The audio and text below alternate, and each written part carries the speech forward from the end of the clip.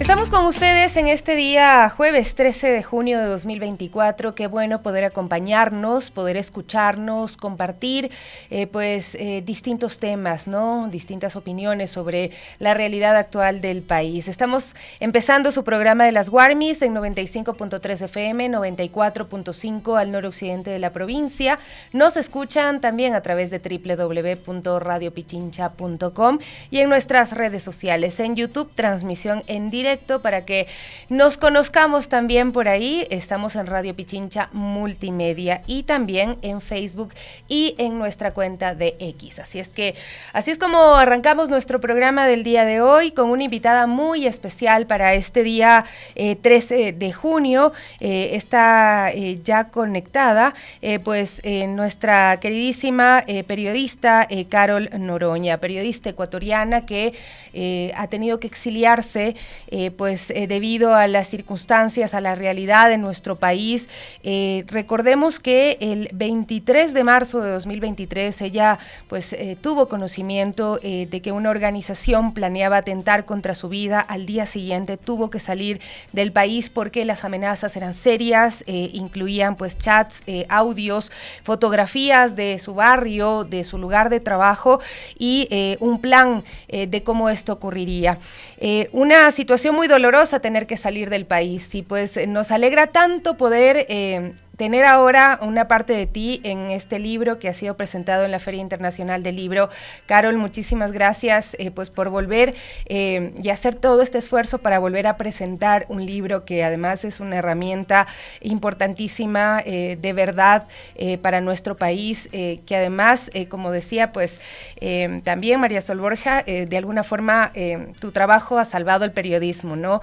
Aunque has tenido que huir en un punto para poder salvar tu vida. Carol, bienvenida y muchas gracias nuevamente. El día sábado, lastimosamente no estuve acá en Quito, me quedé con las ganas de darte un abrazo porque sabía que quizás sería la única oportunidad de poder darte un abrazo sabiendo toda la seguridad que necesitas para seguir cuidando tu vida. Bienvenida. Buenos días, Sofi, y también es un enorme gusto poder verte, por lo menos a través de la pantalla, porque yo sé que también me apoyaste mucho cuando me tuve que ir, entonces quería también darte ese agradecimiento a ti y a varios colegas también que trabajan contigo.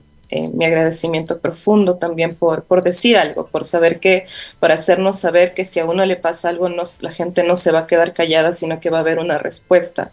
Y bueno, también un saludo a quienes nos están escuchando. Yo creo que quizá esto que ocurrió, el tema del exilio, las amenazas, es un proceso que finalmente ocurre, ¿no? Y tú tienes que seguir adelante. Entonces, este libro no es que nació en el periodo del exilio, sino más bien era una idea que teníamos, que se me fue propuesta por Kikuyu Editorial en diciembre del 2022. Y de repente cuando pasa todo esto del exilio y me tuve que ir, pensé que ya no iba a ser posible. Más bien, cuando hubo la oportunidad hace algunos pocos meses nada más de retomar ese proyecto y decir, ok, vamos a intentar unir una compilación de tus textos, que son textos además que son textos vivos, ¿no? Que un poco permiten explicar qué es lo que está pasando en este país, junto con mucho trabajo de otros colegas que lo están haciendo y que lo siguen haciendo, porque yo sé que difícil es irse, pero también difícil es quedarse en un contexto tan violento como lo que está pasando en el país, y sobre todo ahora con un gobierno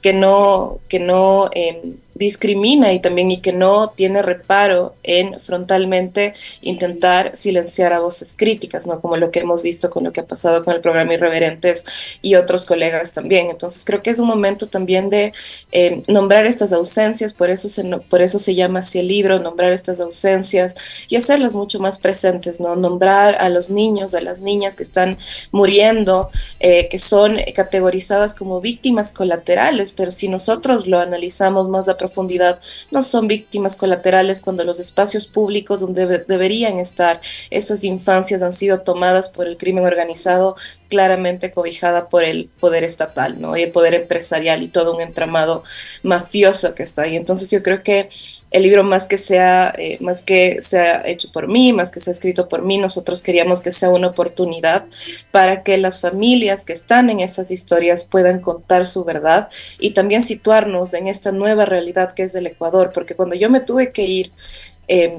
era un Ecuador, ¿no?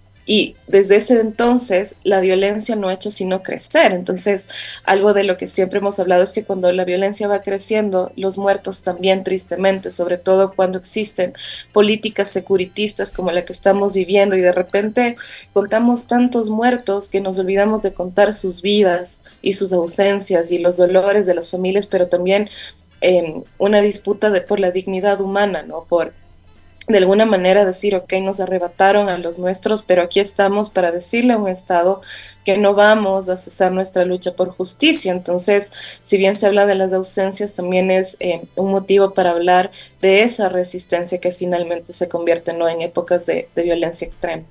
Carol, ¿cómo ha sido para ti este tiempo, el estar exiliada?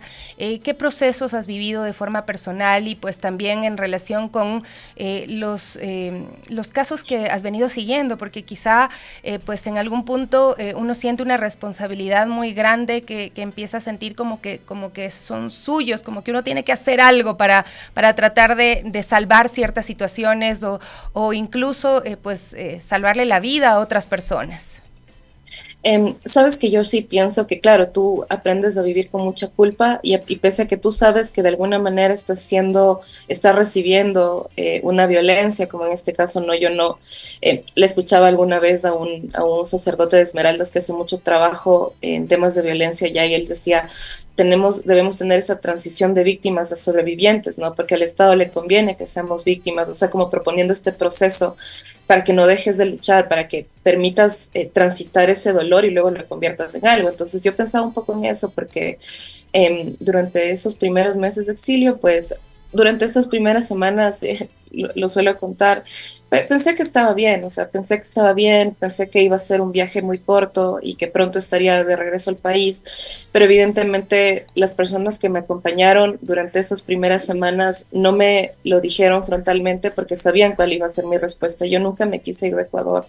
Sin embargo, sé ahora que eso fue lo mejor porque no sabemos. Yo estoy viva ahora, no sé si es que no estuviese viva, si es que me hubiese quedado, pero yo me quería quedar. Entonces, igual agradezco ese proceso de poder sacarme, pero ya luego, durante el paso de las semanas, se me había planteado esta idea de, por un lado, no solo dejar la fuente, es decir, lo que investigaba, el tema carcelario, el tema de la violencia, sino dejar el oficio completamente. Entonces, eso me resquebrajó emocionalmente a todo nivel y creo que eso te permite ver algo.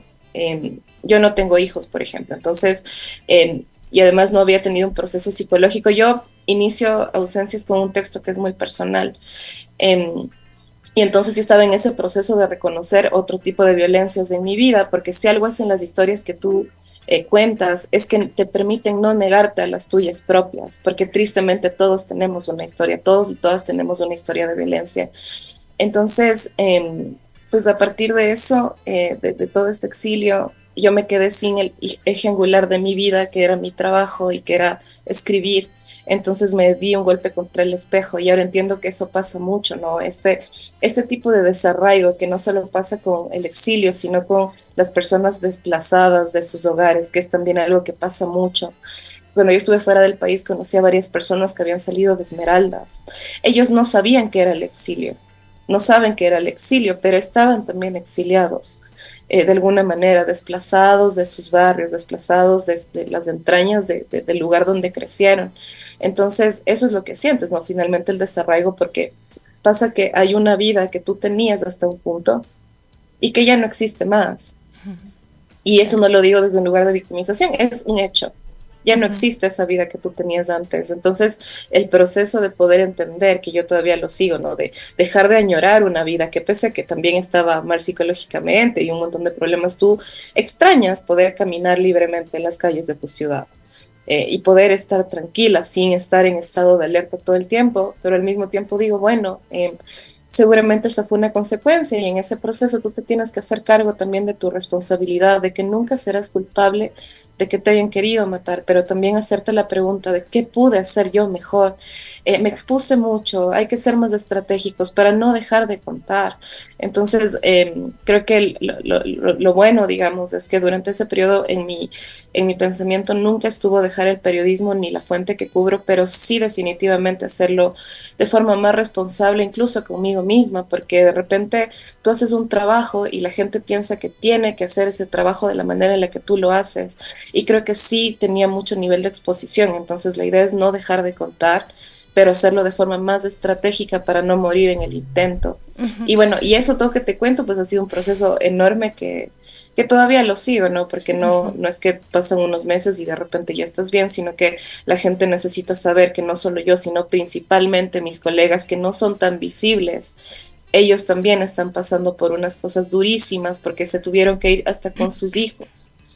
Entonces Claro. sí, que creo que de eso también debería hablarse porque es una pérdida para el periodismo y una tragedia personal también. Acabamos de ver algunas alertas que llegan desde Esmeraldas, ¿no? Cuando son funcionarios públicos los que están amenazando directamente, estaba revisando que había una alerta con un periodista y Telecosta Ujú, que precisamente dan cuenta de que hubo una llamada de un gobernador, ¿no?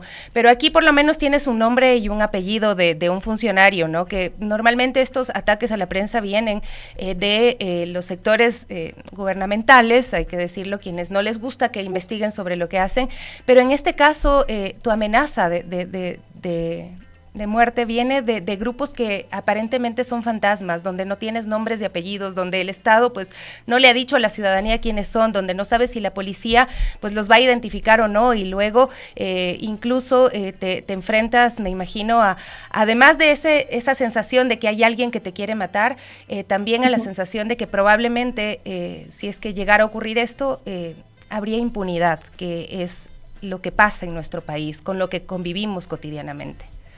Sí, es principalmente, yo sé quiénes están detrás de las amenazas. Yo, y de hecho, las organizaciones internacionales que me acompañaron en un primer momento, pues ellos tienen toda la información porque pues se las di en ese momento para que si en algún momento algo llegara a pasar, ellos supieran quiénes son.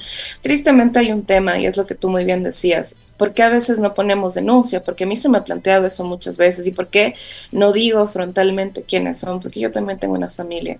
Yo no tendría reparo en decirlo, pero yo tengo una familia que ha tenido que vivir algo que nunca escogió y un círculo cercano que no tiene ningún blindaje, porque no es que yo me fui con mi familia se quedó viviendo en el barrio en el que siempre vivimos desde hace más de 20 años.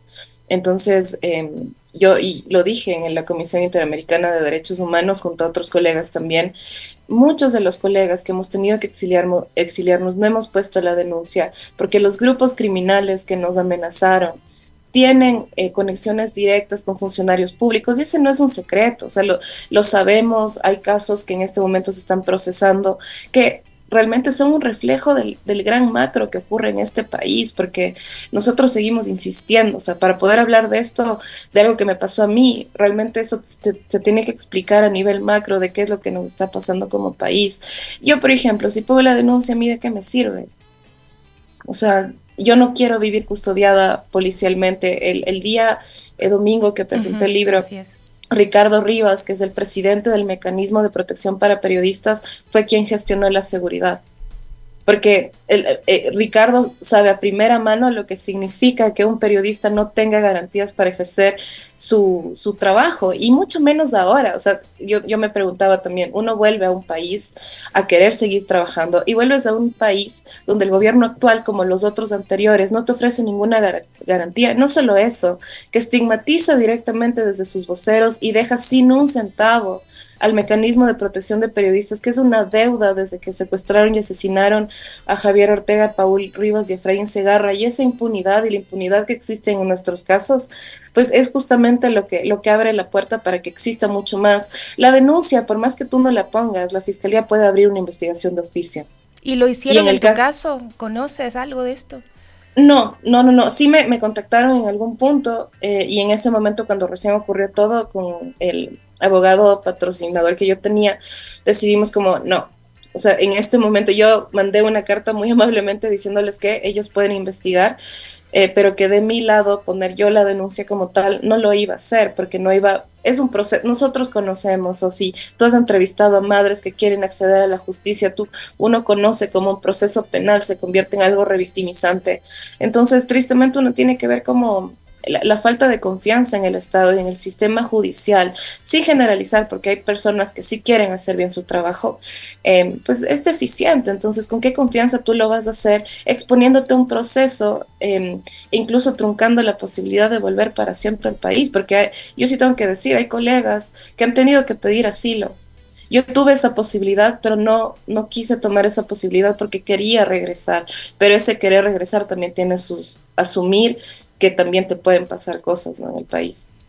Carol, la presentación de tu libro, bien tú lo decías, hubo presencia policial, que eso seguramente debe haberle llamado la atención también a la gente que fue, pero yo tuve la sensación que hubo mucha gente que quiso ir, que quiso estar. De hecho fue una sala totalmente llena, abarrotada de personas, y también estuvieron ahí pues los protagonistas de tus historias, ¿no? Las víctimas de la violencia, de las distintas violencias que vive nuestro país, algunas de ellas bueno, todas estructurales a este punto, ¿no? Porque no son hechos aislados lo que pasa, sino todo tiene una causa muy profunda en las raíces mismas de nuestra sociedad. Pero ¿cómo sentiste estar ahí con los familiares del equipo periodístico del Comercio, con la mamá de Valentina Cosíos, con los familiares de Michelle? ¿Cómo sentiste su presencia a tu alrededor? Pues sabes que ellos son personas que ya conozco desde hace años, ¿no? Estuvo Ana Morales, que es vocera del Comité de Familiares por Justicia en Cárceles, que ella se dio el tiempo de estar desde Guayaquil, a contar su lucha, a contar lo que están viviendo en este momento también las personas privadas de la libertad en todas las cárceles del país. Entonces, y bueno, también estuvo Fernando, Ruth, Don Galito, Ricardo, estuvo Yadira Guagallo, que digamos, no es que hicimos una convocatoria masiva, no fue así. No es que tampoco hicimos rueda, no sé, boletín de prensa, realmente no fue así. Entonces, para nosotros fue muy bonito porque fue muy orgánico, y el que aceptaran también las familias poder estar ahí. Yo no quería hablar mucho realmente porque yo llegué y me puse a llorar, ni bien pasaron 3 minutos, por la emoción también, porque fue un reencuentro con muchas personas, ¿no? También estuvieron mis amigos del colegio. Entonces, yo sí decía, como más de este tema de que sea el libro de la Carol o lo que sea, fue un encuentro en el que creo que muchas personas salimos con esta idea de que, pese a que es muy doloroso sobrevivir a Ecuador, también hay la posibilidad de no perder la esperanza, de esa resistencia. Entonces, yo creo que eso era lo que yo soñaba con este reencuentro, y que finalmente se dio así. Y también para nombrarles, ¿no? Nombrar esas impunidades, nombrar también lo que decía don Galito Ortega, ¿no? Como nuestros hijos, Javier, Paula y Efraín, están mucho más presentes ahora porque no hemos dejado que esa memoria se quede ahí. Entonces yo lo que quería era tomarme el espacio de la Feria del Libro, sí, para presentar el libro, pero sobre todo para que las personas que están dentro del libro, que son protagonistas de ese libro, puedan contar su verdad más allá de la aproximación que yo cuento dentro del libro. Entonces, pues la verdad fue muy emotivo. A mí me hubiese encantado que esté Sofi, pero bueno, la verdad es que por lo menos quedan, ni siquiera habíamos tomado fotos, por suerte fueron unas compañeras a tomar unas fotitos, y viendo las fotos uno entiende también que no son solo fuentes, ¿sabes? O sea, puede haber este debate de la distancia y ni sé cuánto, pero son víctimas de vulneraciones a los derechos humanos sistemáticas. Por un lado tienes la violencia carcelaria, luego esta impunidad en las desapariciones, luego esta revictimización con las víctimas de feminicidio, niñas en Ecuador, esta impunidad en temas de ataques a la libertad de prensa, y un caso que fue emblemático, pero que hasta ahora no tiene respuesta. Sabemos lo que pasó con la desclasificación de las actas del COSEPE en el caso de Nos Faltan Tres.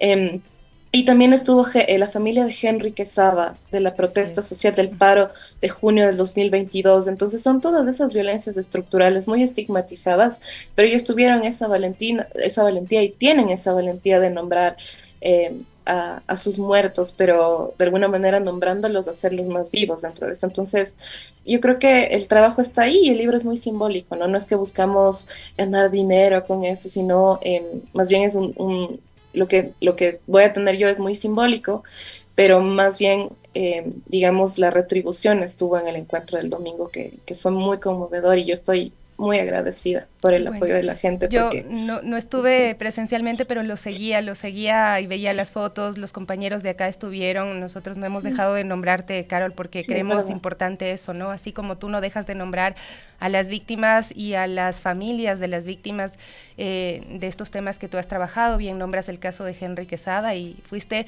pues la única que tuvo la capacidad de narrar pues los minutos previos a su muerte y pues seguir nombrando esta impunidad, ¿no? Carol Noroña, tu génesis es el periodismo, pero hoy estás escribiendo. Es el inicio también de Carol Noroña, la escritora. ¿Cómo te ves de aquí a unos años? Sí, sabes que no sé, yo no me considero escritora, le decía justo a Edison que me entrevistó para Radio Pichincha y yo le decía, la verdad es que no nació el libro como esta intención de ser escritora, a mí me encantaría, pero yo sí creo que me faltaría mucho, ¿no? Yo más bien en la crónica, como género periodístico, encontré ese lugar para incluso contar las investigaciones, para hacerlas mucho más cercanas, pero también encontré ese lugar de catarsis, entonces por eso comienzo este primer texto que es muy duro, pero algo que pasó durante el exilio es que no podía escribir porque a mí me diagnosticaron entre algunas cosas estrés postraumático, que yo decía, yo ni siquiera viví un atentado, o sea, un concreto, ¿me entiendes? Pero, y me culpaba mucho porque decía, ¿por qué? Qué débil. Yo pensé que, ¿cómo es posible que no, que te tengas que ir y ni siquiera puedas asimilar esto? Pero esa culpa que tenía eh, tuvo esta consecuencia en un bloqueo de escritura que me duró tantos meses. Entonces, el primer texto es como retazos de textos que fui escribiendo y finalmente verlo ahí fue esta posibilidad de volver a escribir, de saber que no me quitaron eso, porque aunque a ti no te maten, algo sí muere simbólicamente. Y yo pensé que me habían matado la escritura, que es uno de los ejes angulares de mi vida. Entonces, a partir de eso, siempre ha sido una lucha constante por volver a escribir, por volver a seguir narrando lo que está pasando. Entonces, no sé si es que ha nacido una Carol escritora. Yo estaría muy feliz de que eso ocurra y de ir conforme a ese proceso, pero más bien que ha sido la ratificación de que después del exilio y después de este tipo de agresión y del trastocamiento de la vida, hay posibilidad para seguir escribiendo. Entonces yo lo veo así. Ahora, si ser escritora o no ser escritora, no lo sé. Se me hace muy difícil decirme a mí misma eso, pero sí que sí logré superar y estoy logrando superar de a poquito ese bloqueo que causó el trauma y que eso para mí es una victoria de tener el eje angular de la escritura en mi vida. Entonces eso es lo que a mí más me alegra. Carol, ¿qué le dirías a los periodistas ecuatorianos y a los periodistas más jóvenes, ¿no? A quienes están empezando con este sueño?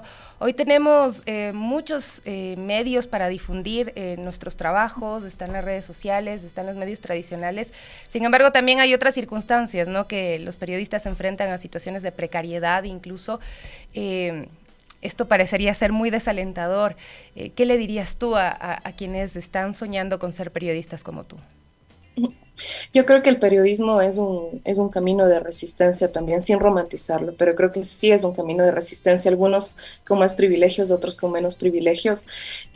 Y lo primero también es que tú puedes tener muchos géneros periodísticos y muchos canales, pero la rigurosidad y la forma en la que haces periodismo nunca cambia. Y creo que lo principal que yo sí quisiera decir es que uno sí tiene que tomar postura.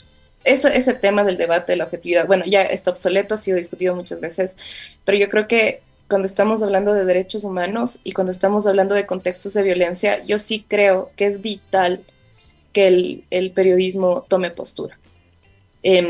Sobre todo, por ejemplo, en estas estrategias de seguridad. Hay muchos estudiantes con los que he hablado que ellos escuchan testimonios como el mío y se asustan porque dicen, no, yo no quiero vivir eso.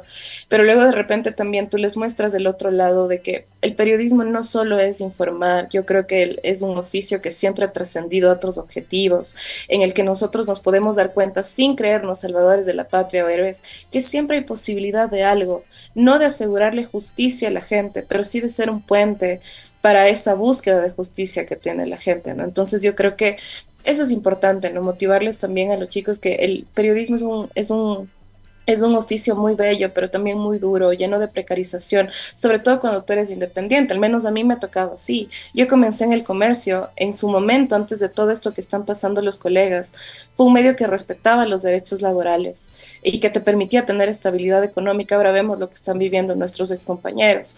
Y luego cuando ya vas a la independencia, te das cuenta de que hay mucha precariedad también y mucho abuso laboral y falta de derechos básicos como la afiliación al IES. O sea, eso ocurre todo el tiempo. Entonces yo creo que sí es importante también mostrarles a ellos que pese a que uno a veces acepte esas condiciones por tener un camino periodístico, como que a mí me pasó, uno no puede quedarse callado ante eso, pero lo principal es que tomen postura frente a la violencia. No Y es esto, verdad que nosotros tenemos que aceptar solamente la voz oficial que sabemos que ha mentido estructuralmente durante estos últimos años. No, no tiene que ver con un tema de un funcionario, es un tema estructural donde nos han mentido en la cara y si no tuviésemos acceso a las voces como las personas presas o Ana o Fernando, no sabríamos cómo funciona este sistema. Yo creo que en ese sentido, sin dejar de ser riguroso, sin dejar de revisar expedientes, sin dejar de buscar pruebas, hay que tomar postura, porque no solo afecta a las familias directamente, quizá en este momento la violencia está afectando a las familias que han perdido, como la familia de Carlos Javier Vega, que perdió a su hijo categorizado como terrorista en el contexto del conflicto armado interno. Pero no nos damos cuenta que si permitimos que eso avance, pronto tocarán a nuestras familias. Y eso debería alarmarnos a todos y a todas. eso precisamente quería consultarte, Carol, cómo escoger estas causas que tú pues las sientes justas, porque desde el discurso estatal pues se ha puesto prácticamente en contra de las personas y de los periodistas y las periodistas que narran estas otras historias, que muestran estas otras voces que no son las oficiales, por ejemplo desde las prisiones, ¿no? Tú cuando empiezas a hablar del tema de cárceles, empiezas a hablar de derechos humanos, hoy tienes granjas de trolls atacándote. Muchos son trolls, pero muchos también son personas que están Sí. convencidas de que deben atacarte, de que debes dejar de darles voz a quienes están pues dentro de los centros de privación de libertad. Yo creo que eso es algo muy regional, ¿no? O sea, que no solo pasa en Ecuador, como esta idea de que en nombre de la seguridad tú tienes que aceptar y legitimar que se vulneren los derechos humanos. No pasa solo en Ecuador, pasa en El Salvador, pasado en Colombia, ha pasado en muchos países de la región. Y yo también sí creo que tiene que ver con esta idea de los procesos necropolíticos que asumen una política, ¿no? O sea, es decir, qué vida, a qué vidas hay que matar y a qué vidas hay que sostener. Y además en un contexto que sí tiene que verse, ¿no? Desde el neoliberalismo también. O sea, la gente a veces escucha esto y piensa que no, que son teorías conspiracionistas. No es verdad, eso sí funciona así. Entonces lo que a veces yo he pensado, ¿no? Porque todos hemos recibido insultos, o sea, que te digan muñeca de la mafia, financiada por el narco, o sea, un montón de cosas que uno escucha y que sabemos que van a estar ahí, incluso viniendo desde el propio gobierno, ¿no? Que estigmatiza a los defensores de derechos humanos o lo que pasó con Human Rights Watch, es decir, estigmatizar a todas estas personas que están diciendo, oiga, en nombre de la seguridad usted no necesita vulnerar los derechos humanos y si se vulneran, tiene usted que tener un compromiso para que esos procesos se esclarezcan y tengan una resolución para las familias. Sin embargo, lo que vemos acá es eso, ¿no? Es como que los justos paguen por pecadores. Entonces, tú les puedes mostrar a la gente que un joven no era terrorista o terrorista como ha categorizado el gobierno nacional. Y por más que tú le muestres que eso no es así, igual la culpa va a estar en la víctima. Que por qué estuvo ahí en ese momento, si no tenía nada que ver, ¿por qué estuvo ahí? Entonces, entiendo que viene desde un sentimiento de hartazgo por la falta de justicia en el país. O sea, eso también es responsabilidad del Estado. El que haya linchamientos es también responsabilidad del Estado por una falta de política de seguridad adecuada. Entonces yo creo que si uno tiene que ponerse a ver las causas estructurales y no dejar de decir, porque nosotros sabemos que cuando hay recrudecimiento de violencia y de estos discursos van a haber agresiones y ataques, pero yo creo que no hay que dejar de decir y sobre todo no hay que dejar de disputar estas otras narrativas, que si nos están diciendo que esto se trata de buenos o malos, ok, vamos también a entrevistar a esas personas que nos están diciendo que son los malos, entre comillas, para entender por qué es la violencia. Yo creo que algo que a veces se nos ha cuestionado es por qué vas a hablar, no sé, con el eslabón más bajo de una banda criminal. Nosotros para entender la violencia, no para justificarla, pero la violencia se explica. Tú tienes que hablar con todos y con todas, con las víctimas, también con las personas que ejercen violencia, porque no lo justificas, pero muchas de estas personas que ejercen violencia crecieron recibiéndola. Entonces uno entiende eso y puedes incluso ver cómo hacer política pública para rescatar esas infancias que en este momento están siendo reclutadas de diferentes formas en todo el país, ¿no?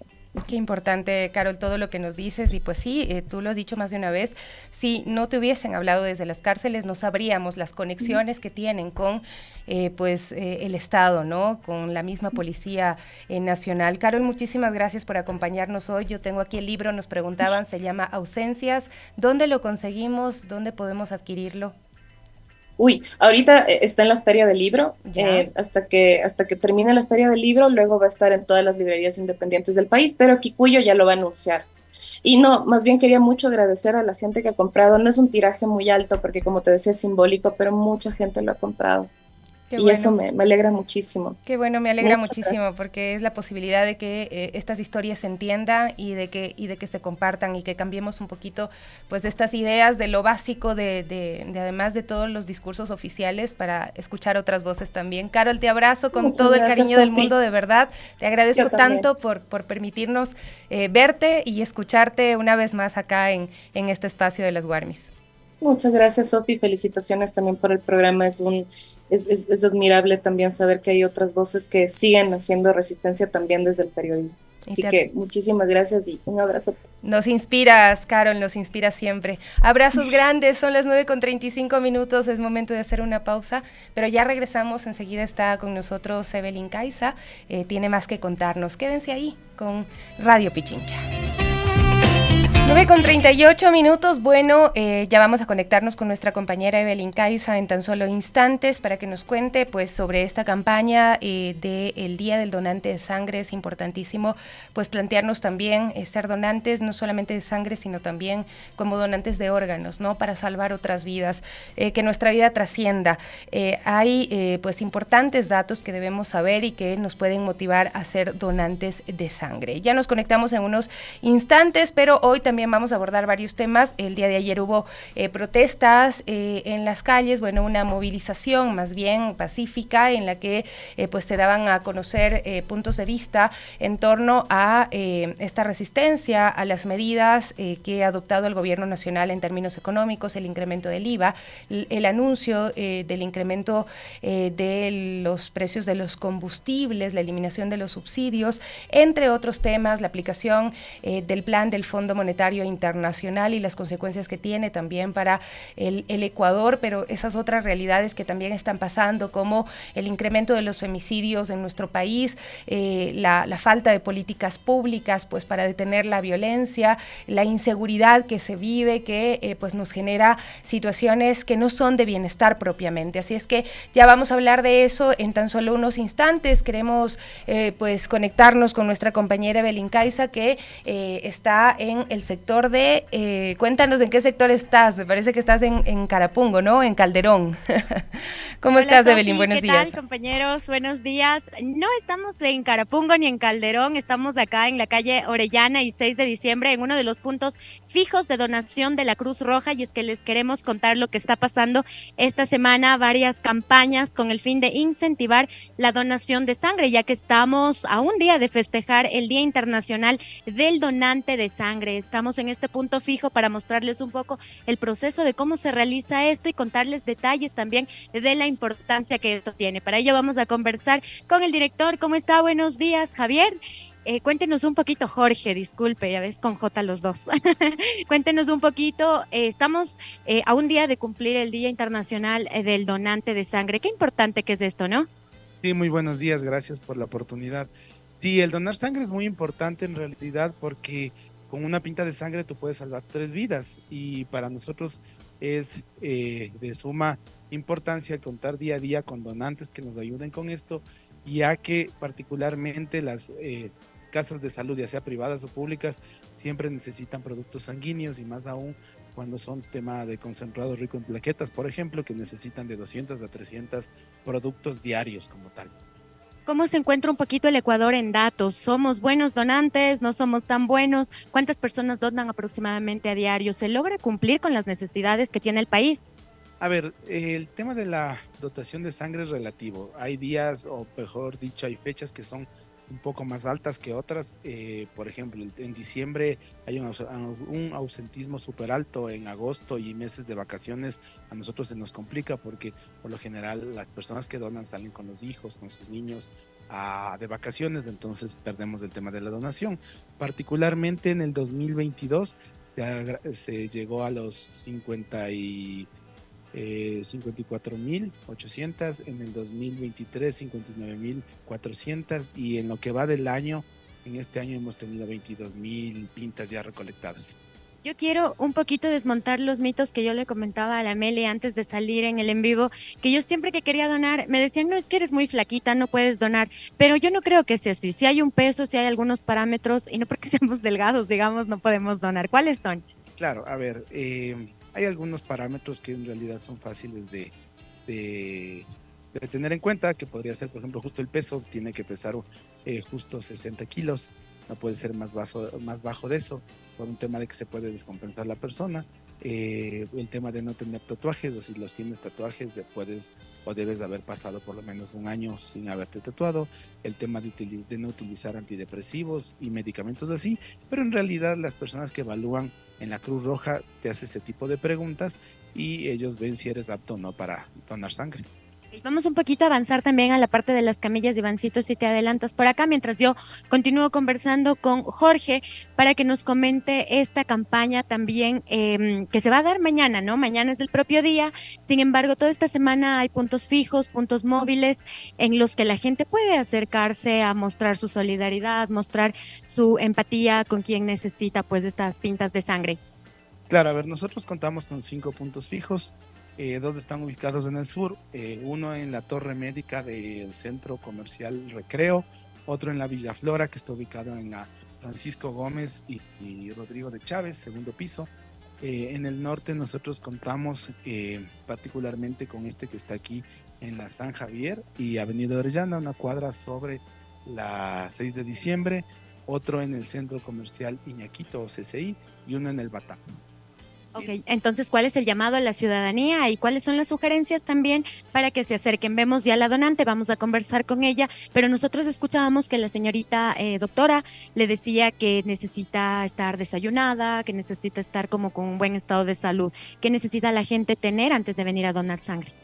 A ver, como le decía, tiene que cumplir algunos requisitos, pero entre ellos está el hecho de haber ingerido algún alimento en las últimas 4 horas, contar con el peso que habíamos conversado, el no tener ningún tipo de enfermedad, ya sea un resfriado o algo así por el tema de los medicamentos, pero de ahí en sí cualquier persona es apta para donar sangre.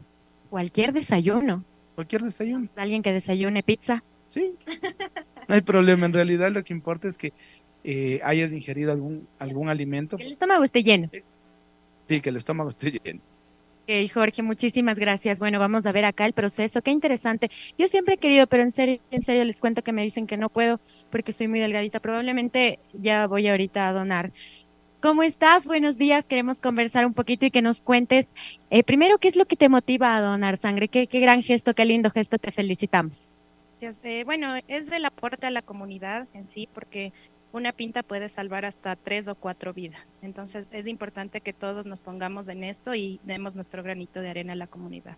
Tú consultaste antes, viste en la página, ¿cómo te enteraste de dónde puedes donar y cómo te preparaste para venir? O como dice Jorge, tal vez solo desayunaste normal y estás acá. Sí, bueno, realmente la labor de Cruz Roja es algo que conozco hace muchos años. Publican en sus redes sociales en dónde van a estar lo que son puntos móviles, puntos fijos también. Por ese medio nos podemos enterar y claro, un desayuno normal. Ok, ¿cuán frecuente donas sangre? Las mujeres podemos donar cada 3 meses sangre. Entonces, con esa frecuencia trato de hacerlo. Okay. ¿Y qué tal el pinchazo? No duele nada, te vimos muy tranquila. Sí, no duele para nada. Es un proceso súper suave. Y acá la doctora también parece que tiene la mano súper suavita. Doctora, invíteles a que vengan a donar y dígales que no les va a doler el pinchazo. Buenos días. Les invitamos de forma cordial a todas las personas que nos colaboren, donen sangre. Recuerden que donar sangre es salvar vidas y de pasito mejoramos la circulación de la sangre de nuestro cuerpo. Muchísimas gracias. Bueno, finalmente mañana va a haber un evento, ¿cierto, Jorge? Para finalizar, cuéntanos un poquito de esto, dónde se va a llevar a cabo, qué nomás va a haber, estará abierto para el público, cómo puede ir la gente, dónde será y a qué hora. El evento como tal está o va a ser en el Hemocentro Nacional, que está por Calderón, Carapungo. Entonces funciona a partir de las 3 de la tarde. Es un programa donde se hace un reconocimiento a los donantes que siempre nos ayudan como tal. Entonces, algo que está abierto al público. Y como tú decías, por el Día del Donante, nosotros tenemos temas como por festejo. Como te decía, en unos puntos se va a entregar souvenir, regalos, presentes, cosas por el estilo, para que los donantes se acercan y puedan donar. Aparte de donar sangre, tengan un pequeño recuerdito de el momento como tal. ¿Esto de qué hora a qué hora será? A ver, la donación está por lo general de 8:30 de la mañana a 4 de la tarde, ya sea en puntos fijos o puntos móviles. Puede variar obviamente según la distancia, pero habitualmente, como te digo, es de 8 a 4 de la tarde. 8 o 4 de la tarde, ok. Queremos que nos expliquen un poquito, bueno, mostrarles un poquito antes de cerrar cómo es el proceso de donación. Esa es la bolsa que se llena. ¿Cuántos, no sé si litros, está bien dicho, o mililitros puede ser, o cantidad se saca de sangre? A ver, una pinta en realidad tiene 450 ml, que no es ni medio litro. Nosotros tenemos alrededor del cuerpo más de 3 litros de sangre. En realidad los 450 litros no representa absolutamente nada, y como decía la doctora, te ayuda a que tu sistema circulatorio se renueve y esté constantemente mejor en funcionamiento, y que eso te previene inclusive un tema de enfermedades, por el tema de sangre espesa, etcétera, etcétera. El equipo particularmente, nosotros aquí en Pichincha trabajamos en equipos cuádruples. ¿Qué es un equipo cuádruple? Es un equipo que nos permite sacar diferentes hemocomponentes que habitualmente en otras provincias no se puede hacer. Particularmente Quito y Pichincha tiene la bondad de que, como está aquí el Hemocentro Nacional, nosotros podemos recolectar productos ricos en plaquetas. Este producto rico en plaquetas es importante para todas las casas de salud, porque solo lo puedes sacar de la pinta máximo 4 horas después de haber hecho el pinchazo o haber tenido la pinta. Entonces es algo que obviamente no lo puedes tener en provincias como, qué sé yo, Santo Domingo o Tungurahua, cosas así, porque por el tema del tránsito, del clima, no del clima, más que todo la distancia, porque como te digo, para sacar el tema productos ricos en plaquetas tienes que procesar la sangre máximo hasta en 4 horas. Ya después de eso no es que no sirva la sangre, se obtiene otros componentes sanguíneos, pero no el tema de plaquetas. El tema de plaquetas, como te decía al inicio de la entrevista, es como lo que tiene mayor demanda en las casas de salud. Nosotros entregamos alrededor, o tenemos un pedido de alrededor de 250 a 300 productos sanguíneos ricos en plaquetas. ¿Cuáles son las personas o los usuarios que más necesitan sangre, que más demandan de estas pintas? Bueno, o sea, en realidad es relativo, ¿no? Porque las pintas van desde niños pequeños que pueden tener cáncer, a personas embarazadas o personas que han sufrido algún tipo de accidente o cosas por el estilo. O sea, Listo, Jorge, muchísimas gracias.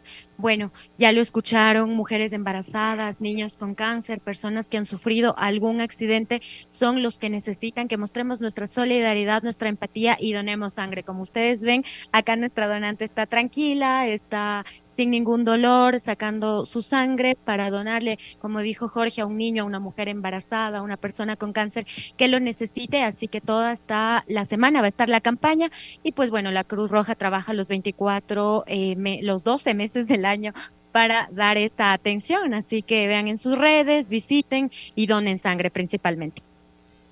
Evelyn, muchas gracias por ese reporte en vivo, motivando a la donación de sangre. Es importantísimo hacerlo, es importante pues también considerarnos como donantes de órganos, que se puede expresar la voluntad de hacerlo también en el registro civil, pero estas campañas necesitan del apoyo ciudadano, porque ya hemos visto cuando algún pariente pues se enfrenta a una cirugía, tienen que conseguir 10, 15 pintas de sangre, y en ese momento nos activamos cuando podríamos hacerlo cotidianamente para que no haya en estas urgencias, ¿no?, que se tienen que pasar. Está Gaby Cruz con nosotros ya. Buenos días, Gaby, ¿cómo estás? Buen día, mi ¿Donante Sofi. de sangre? Sí, solo que, claro, hay que tener cuidado. Por ejemplo, yo me hice un tatuaje, entonces esas cosas hay que tener cuidado con el tiempo, ¿no? Si no estoy mal, el tatuaje es 1 año sin poder donar sangre. Y bueno, uno también debe ser muy irresponsable con esto. ¿Qué tipo de sangre tienes? O positivo. Yo también tengo positivo, pero por ejemplo mi hija tiene B positivo y siempre su papá también tiene B positivo, así es que siempre mantenemos como esa idea de que por lo menos 1 vez al año tiene que donar sangre, porque son tipos de sangre que a veces es difícil de conseguir, ¿no? Sí, así es. Y pues pensando en uno mismo, pensando en el futuro, pensando en que es hoy por ti, mañana por mí, pues bueno, ahí está esta responsabilidad que también asumimos como ciudadanos. Gracias a Soraya, a Enrique, a Juan, José, Sole, que están conectados, Margarita también, a través de en nuestra cuenta de YouTube, Radio Pichincha en Multimedia.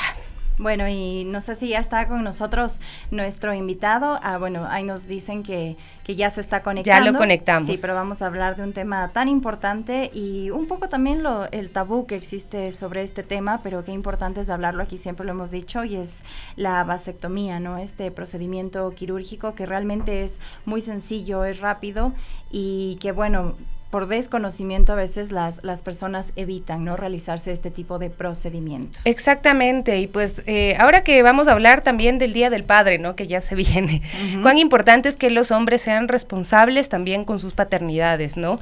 Si es que ya no quieren tener hijos, si es que no van a ser capaces de sostener a sus hijos, si es que no tienen la intención de estar presentes, mejor háganse la vasectomía, ¿no? Así es que vamos a saludar con el doctor Lenín Moreno, que está conectado, es médico urólogo del Hospital Vos Andes. Buenos días, gracias por acompañarnos esta mañana. Tenemos esta cifra que nos hace preguntarnos por qué solamente el 6% de los hombres se hace la vasectomía. Y por favor le pedimos que encienda su cámara, que no la tenemos prendida, que necesitamos pues para poder hacer este diálogo y poder conversar en este espacio de acá de las Guarmis, ¿no? Pero solamente el 6% de hombres se hace la vasectomía.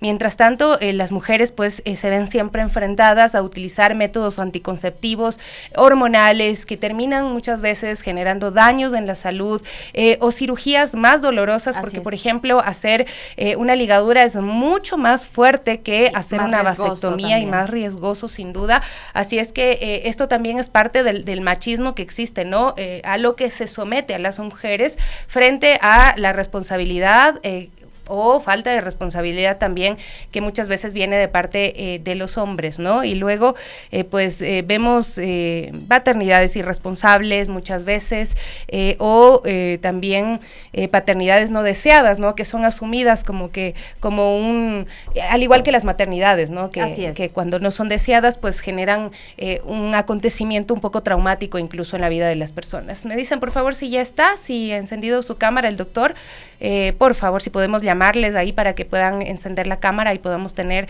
esta posibilidad de hablar. Pero mientras tanto, ¿qué les parece si vemos la nota de nuestra compañera Evelyn Caiza? Ayer estuvo ella en esta movilización que se realizó por las calles de Quito. ¿Qué tenemos ya? ¿Al doctor o lo del video? ¿El video? Ok, veamos el video de nuestra compañera Evelyn Caiza, porque hubo esta movilización ayer y algunas voces en contra del gobierno nacional. Pues nosotros queremos recoger las impresiones de los diferentes sectores. Vamos a conversar con la vocera también de Mujeres por el Cambio, también presentes en esta manifestación. Dicen que es en contra de las medidas neoliberales del presidente Noboa.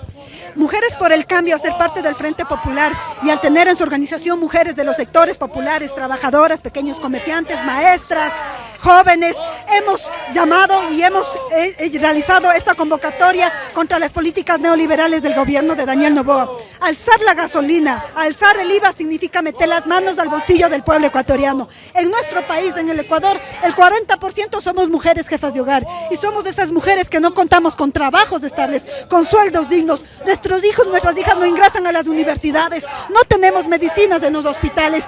tenemos y enfrentamos la violencia que nos toca muchas veces cerrar nuestros pequeños negocios. Ahora el gobierno quiere incrementar la gasolina. Eso no significa que solo va a afectar a un sector pequeño, eso significa que va a afectar al pueblo ecuatoriano. Las políticas neoliberales, gobernar para el Fondo Monetario Internacional, gobernar para los empresarios significa darle espalda al pueblo ecuatoriano. Estas son las primeras acciones que hacemos Mujeres por el Cambio con el Frente Popular, y hacemos un llamado al movimiento indígena, al campesino, trabajador, jóvenes, estudiantes, a seguirse tomando las calles, a defender nuestros derechos que ningún gobierno nos ha regalado y ha sido conquistado. Las políticas neoliberales del Fondo Monetario Internacional, el incumplimiento de Daniel Noboa frente a sus propuestas ha hecho que el pueblo se siga organizando y que sigamos tomándonos las calles. Estas son las primeras acciones. El día de mañana en otras provincias también nos vamos a movilizar, y en las próximas semanas estamos teniendo reuniones con diversas organizaciones y diversos sectores para seguir tomándonos las calles. Como Mujeres por el Cambio, la protesta va también por esta decisión de eliminar o de cambiar el nombre al Ministerio de la Mujer, que de por sí ya recibía bastantes críticas, pero bueno, ahora dicen cambiarlo, pero las organizaciones feministas dicen que más bien buscan eliminarlo. Sí, las políticas neoliberales también pasan por el corte social, y parte de eso es garantizar una vida libre de violencia para las mujeres. La semana anterior se dio a conocer que 109 mujeres les han quitado la vida de una forma habitual en un acto femicida, y a pesar de la violencia que vivimos las mujeres, que cada 27 horas una mujer es asesinada, el gobierno pretende eliminar, cambiar de nombre o asignarles más funciones al Ministerio de las Mujeres. Esas políticas de corte neoliberal que afectan a las mujeres, el no entender la problemática de las mujeres, la violencia que vivimos diariamente. 7 mujeres en todo el país de 10 hemos sufrido algún tipo de violencia. A las mujeres nos siguen desapareciendo, nos siguen matando, nos siguen violando. Y las políticas del gobierno es cerrar el Ministerio de la Mujer, cuando él debería garantizar y entregar el presupuesto adecuado para la ley de prevención y erradicación de la violencia, y entender que la violencia no solo es del femicidio, violencia también es cuando las mujeres no tenemos trabajo, cuando no tenemos salud, cuando no tenemos educación, cuando no podemos salir por las calles porque nos da miedo que nos maten, que seamos daños colaterales de las bandas delincuenciales que el gobierno dijo en su campaña de que iba a garantizar la eliminación de la violencia, y aplicó el Plan Fénix. El Plan Fénix voló porque nunca aterrizó aquí en el Ecuador, porque la violencia se sigue incrementando. Por eso las mujeres de los sectores populares hacemos este llamado y participamos en las diferentes acciones del Frente Popular, porque nuestros derechos se defienden, y se defienden también en las calles. Muchísimas gracias. Bueno, sobre esto recordarles que en lo que va del año, Ecuador ya registra 108 femicidios, es decir, se asesina a una mujer por el hecho de ser mujer por cuestiones de género cada 37 horas. La marcha, la protesta también va por la eliminación al ministerio, y pues también, por supuesto, por los subsidios a los combustibles, que se busca, a decir del ministro de Finanzas, eliminarlos progresivamente.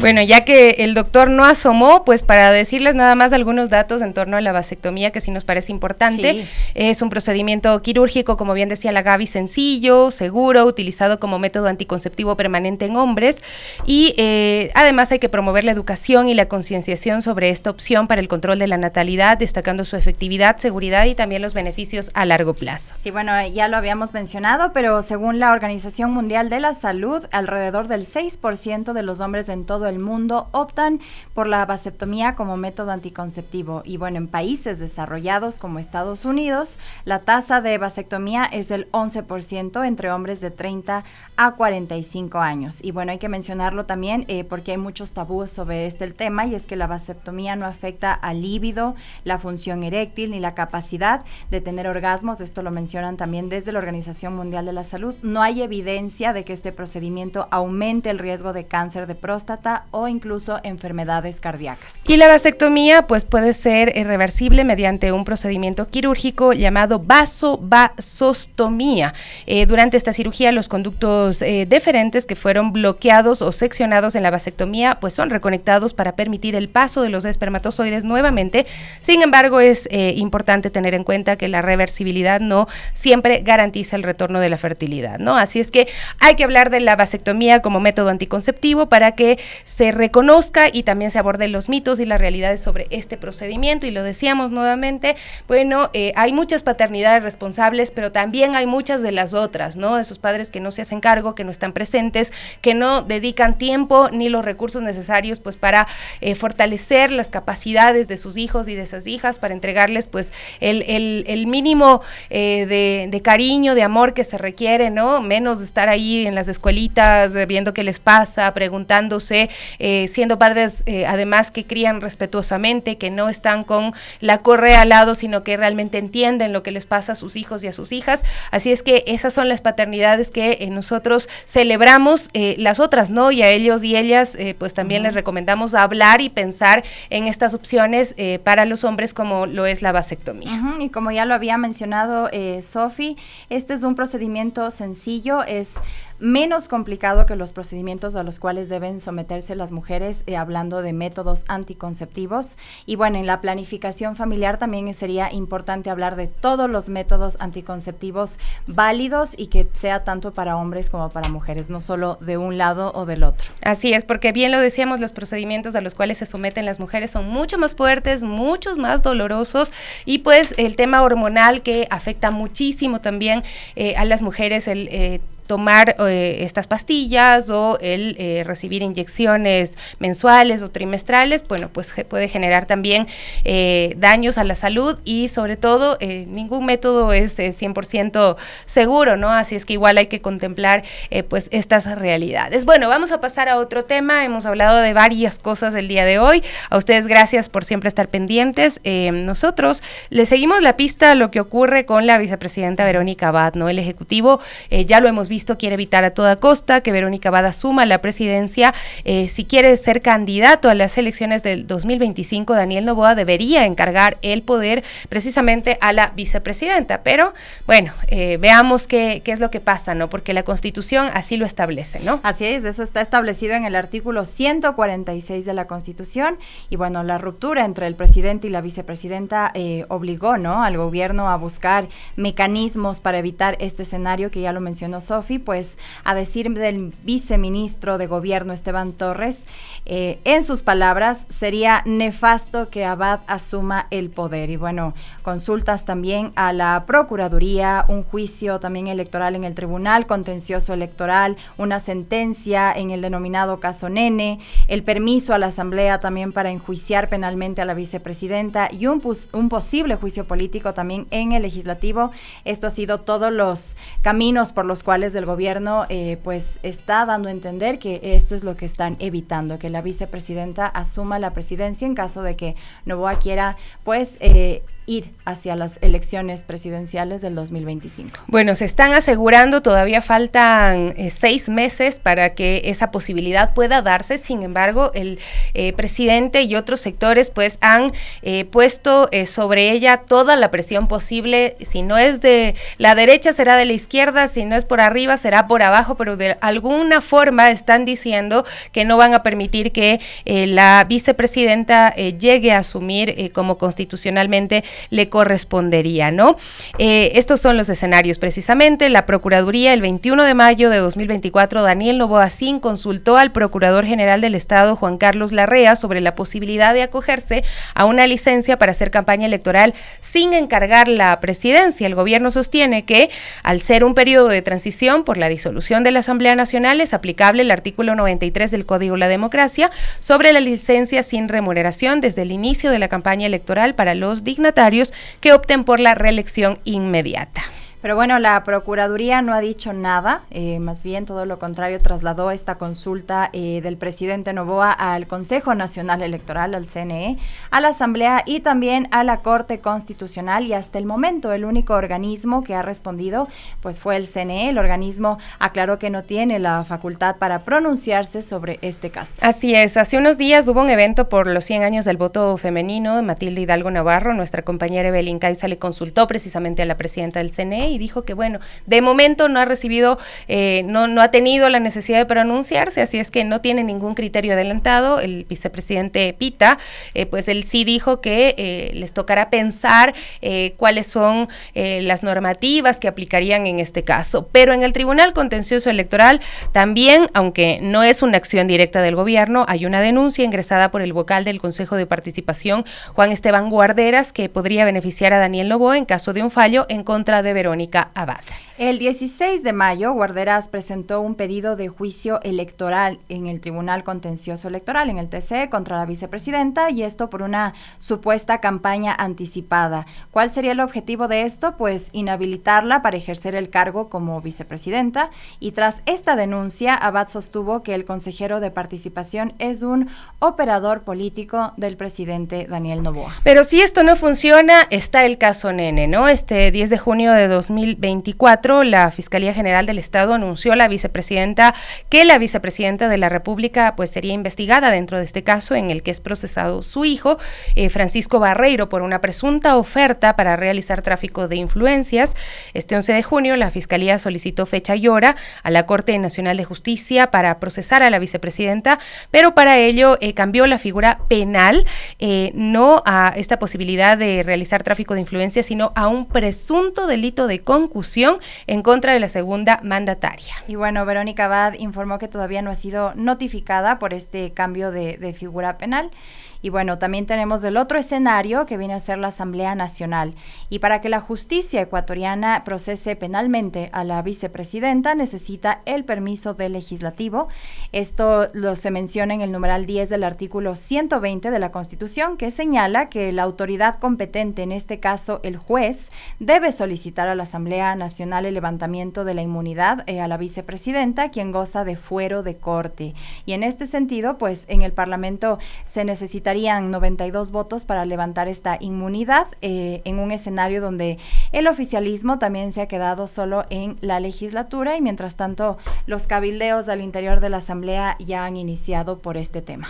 ¿Qué pasaría en un juicio político? Bueno, con el cambio de figura penal a presunta concusión, las reglas del juego cambian. En caso de que existan los 92 votos en el Pleno, se abre la posibilidad de un proceso de juicio político en contra de Verónica Abad, pues el artículo 129 de la Ley de la Función Legislativa permite enjuiciar a la vicepresidenta bajo esta figura. Y bueno, en definitiva, con la vicepresidenta Verónica Abad, pues realmente acorralada por su propio gobierno, el tiempo corre, queda incluso menos de un año para estos comicios presidenciales que se celebrarán el 9 de febrero de 2025, y mientras tanto el presidente Daniel Noboa busca encargar su presidencia, ¿no?, a uno de sus ministros en caso de la ausencia de la vicepresidenta, la cual él mismo eligió. Así es, eso es lo más curioso de todo, ¿no? Y en algún momento ojalá y tuviéramos ese baño de verdad, esa transparencia para que nos diga por qué hubo esta ruptura incluso antes del proceso electoral de la segunda vuelta, porque en la primera vuelta no mucho, pero se los vio algo juntos, ¿no? Por lo menos fueron a inscribirse juntos, ¿no? Luego de eso no sabemos qué pasó, pero para la segunda vuelta ya una distancia total. Recordemos que cuando ganaron, pues no celebraron juntos, estuvo solita la vicepresidenta Verónica Abad en la sede de ADN, un ratito se paseó por el Consejo Nacional Electoral, mientras el presidente Daniel Noboa, en ese momento presidente electo, pues estaba en Olón celebrando con su familia, con sus seres cercanos, no tampoco con la población que votó con él, sino con quienes pues él consideraba que debía celebrar. Así es que pues esos son los escenarios.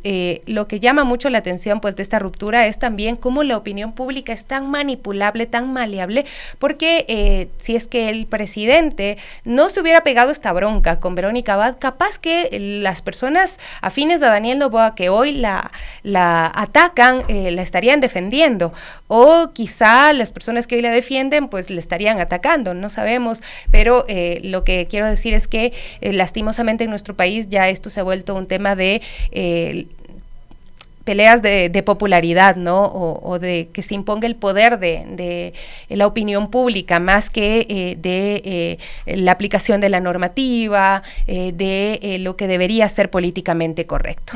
Pero y ya más veremos. que eso, también el aparataje judicial, todo el sistema está pendiente de este tipo de casos políticos, mientras otros que hemos mencionado muchos aquí, casos de violencia, casos de secuestros, casos de acoso, continúan y siguen en la impunidad, ¿no? Así que es lo que vivimos, es nuestra realidad. Lo que sí hay que decirlo, y es un tema del cual no se ve mucho como que se estuvieran ocupando, es por ejemplo del crecimiento económico, ¿no? La previsión del Banco Mundial señala que para 2025 la previsión de crecimiento económico para Ecuador alcanzará el 1.6%, según la última edición de su informe Perspectivas Económicas Mundiales. El Banco Mundial proyecta que el Producto Interno Bruto crecerá solamente el 0.3% en 2024. Ajá, bueno, esto significa una rebaja, ¿no? Con relación a la previsión de crecimiento de 0,7% que se estimó para Ecuador en abril de 2024. Y bueno, según las proyecciones del Banco Mundial, Ecuador sería el tercer país con el crecimiento económico más bajo en 2024, con el 0,3%. Por debajo de Ecuador solo están Argentina y Haití, con decrecimientos en su economía de 3,5 y 1,8% respectivamente. Bueno, esos son los datos. La previsión del Banco Mundial señala que para el 2025 la previsión de crecimiento nuevamente alcanzará el 1.6. En tanto, la proyección para América Latina y el Caribe es de 1.8% en 2024, pero se prevé un repunte de 2.7 en 2025. Esto ocurriría, a decir del Banco Mundial, siempre y cuando la inflación se normalice, también las tasas de interés de los bancos centrales. Son temas que pues hay que dialogarlos. Hoy entendemos el ministro de Economía también hablará de algunos de estos temas. Ojalá y sea consultado sobre el tema del crecimiento económico de nuestro país, porque también está el tema de la eliminación de los subsidios, que ya lo vamos a abordar más adelante. Lo que sí queremos ver es un estudio internacional que habla de que nuestro país está siendo mirado como clave en el tráfico de droga. Bon Van de Verge, jefe adjunto del equipo fronterizo de pasajeros y carga de la Oficina de las Naciones Unidas contra la Droga y el Delito, ha señalado que de las 220 toneladas de cocaína incautadas en 2023 por las autoridades de América Latina y el Caribe, 84% tenían como destino Europa y alrededor del 37% se recuperó en Ecuador. Ahí está nuestro país. Sí, terrible. Bueno, de estas toneladas incautadas, 45 se dirigían al puerto de Amberes en Bélgica, 40,5 se dirigían a Rotterdam en los Países Bajos, 38,5 a Hamburgo en Alemania y 34 tenían como destino Valencia en España. Estos son los 4 puertos principales, esto también señaló Van der Berg a The Guardian, envíos de alto riesgo antes de partir hacia Europa, ¿no? Y bueno, esa es una de las revelaciones de esta investigación, ¿no? Realizada por este medio británico que ya lo mencionamos, The Guardian, y esto se publicó recién, 12 de junio de 2024, ¿no? Entonces, el título del reportaje llama la atención, ¿no? Sí. Es la superautopista de la cocaína, cómo la muerte y la destrucción marcan el camino de la droga desde Sudamérica hasta Europa, porque bueno, hay que decir que quizá nos estamos olvidando de poner el ojo en los países receptores de la droga, ¿no? ¿Qué pasa en Europa? ¿Qué pasa en Estados Unidos, de estos países que son los que más reciben la droga? Los consumidores obviamente no están conscientes de lo que provocan con su consumo de estas drogas, ¿no? De cuántas personas mueren, de cuántos chicos son reclutados, quienes están consumiendo drogas como la cocaína y otras drogas sintéticas que también pues se están creando, no tienen la más mínima idea de cuántas muertes hay acá en Durán, de cuántas muertes hay acá en Guayaquil, en Manabí, en Esmeraldas, en casi todo nuestro territorio. Y es decirlo eso, ¿no, Sofi? Que la región es la que sufre estas consecuencias. Como bien lo mencionan, esta superautopista, nosotros somos solo el camino, el paso, pero donde ocurren todo. Como bien dijo Sofi, donde ocurren los asesinatos, donde ocurre la violencia, somos nosotros esa, la base para que pueda enviarse la droga hacia otros destinos. Y es que precisamente si vamos pues a revisar qué pasa con las infancias, resulta que en Ecuador 1 de cada 2 niños y niñas menores de 5 años de edad son maltratados psicológicamente en su hogar. Lo evidencia un estudio realizado por el Fondo de las Naciones Unidas para la Infancia, UNICEF. Es muy probable que un niño, niña o adolescente que experimenta algún tipo de violencia sea más propenso a experimentar otros tipos de violencia a lo largo de sus vidas.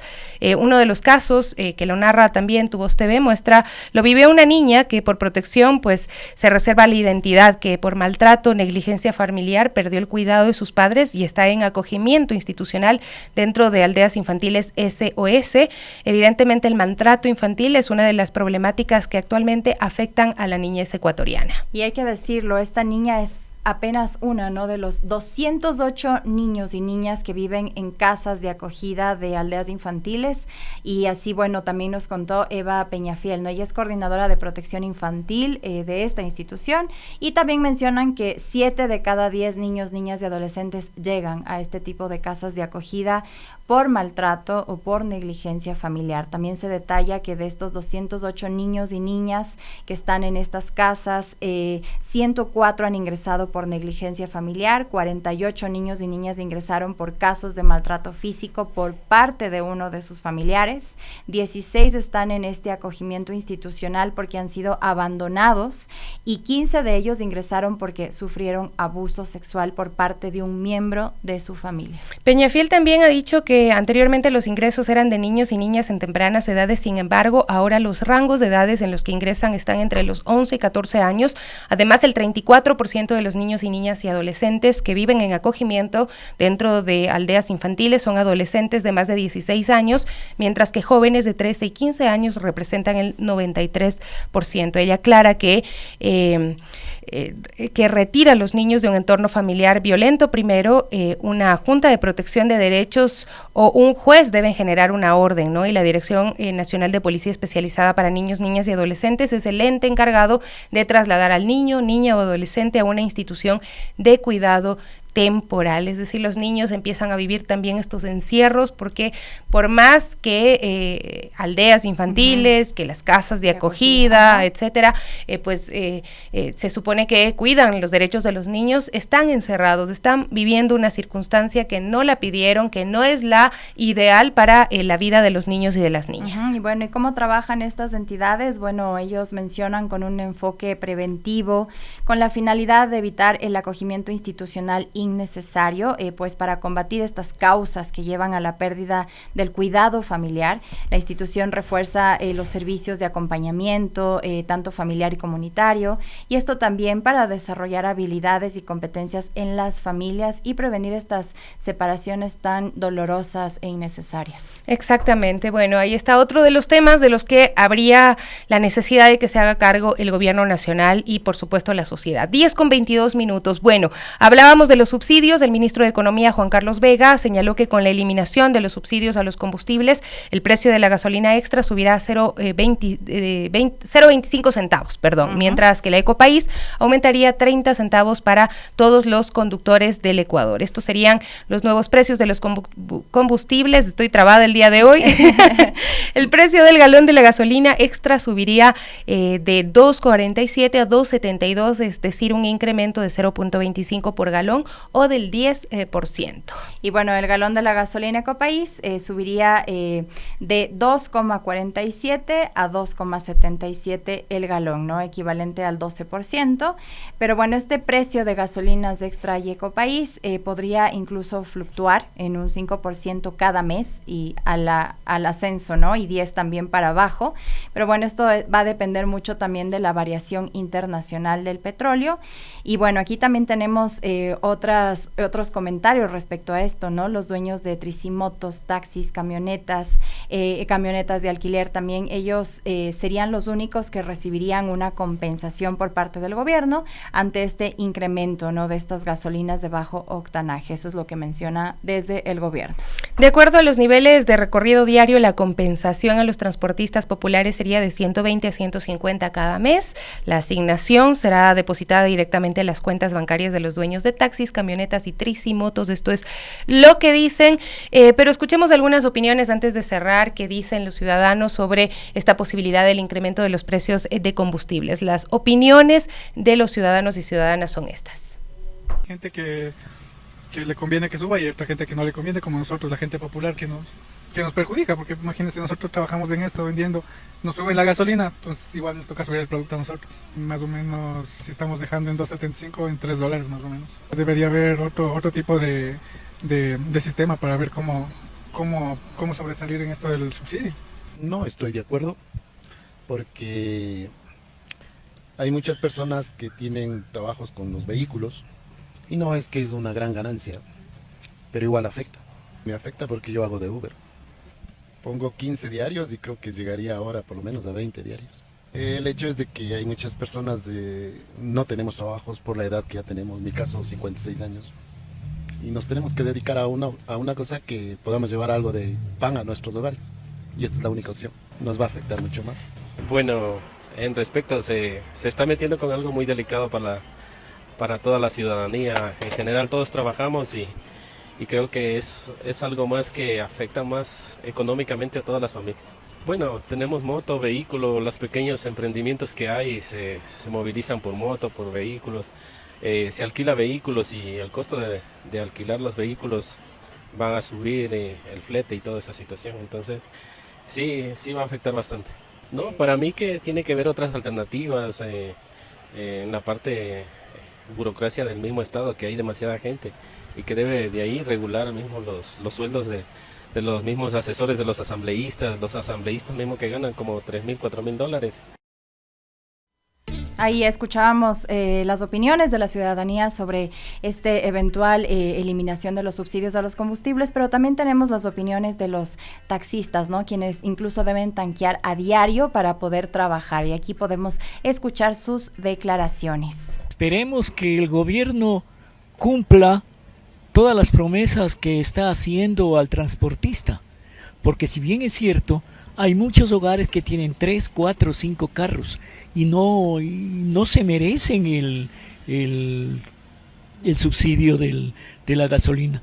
Nosotros sí, porque trabajamos, nosotros tenemos un solo vehículo y tenemos que trabajar.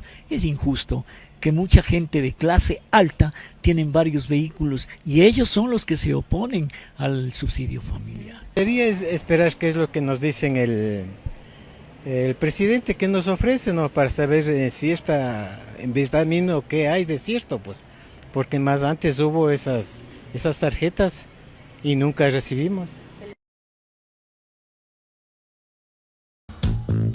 Hay desconfianza también, y bueno, dicen que van a depositarles en la cuenta, ¿no? Y esto es un poco la discusión que habían tenido. Algunos dirigentes dicen que no se inscriban en esta plataforma que está poniendo el gobierno, porque parecería que van a aceptar tácitamente el incremento de los precios de los combustibles. Pero bueno, ahí está, esa es la realidad, con eso nos quedamos. Entendemos que durante estos días pues hay algunas expresiones de distintos movimientos sociales en torno a las medidas económicas que se están adoptando desde el gobierno. El gobierno, por su parte, ha dicho, por ejemplo, que no va a conversar con Leonidas Issa, porque es un candidato o un precandidato ya presidencial. Sin embargo, también es el presidente de la CONAIE. La CONAIE es una fuerza y una organización que agrupa a muchos sectores indígenas. Así es, pero bueno, seguiremos atentos a este tema, pero por hoy hemos terminado las Warmis, se vienen las noticias, se viene el Kike Show, así que con nosotras hasta mañana. Chao, chao.